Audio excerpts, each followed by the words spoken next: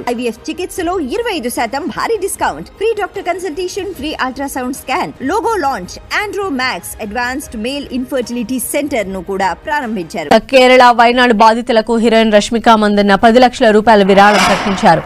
కేరళ వైనాడు వరద ఘటన తనను తీవ్రంగా కలిచివేసిందని అన్నారు.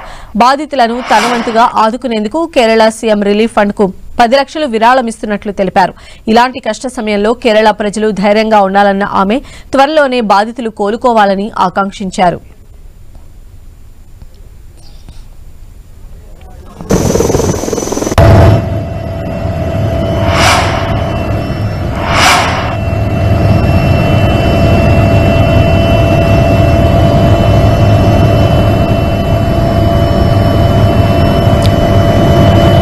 కేరళ వైనాడు బాధితులకు హీరోయిన్ రష్మిక మందన్న 10 లక్షల ఆర్థిక సాయం చేశారు.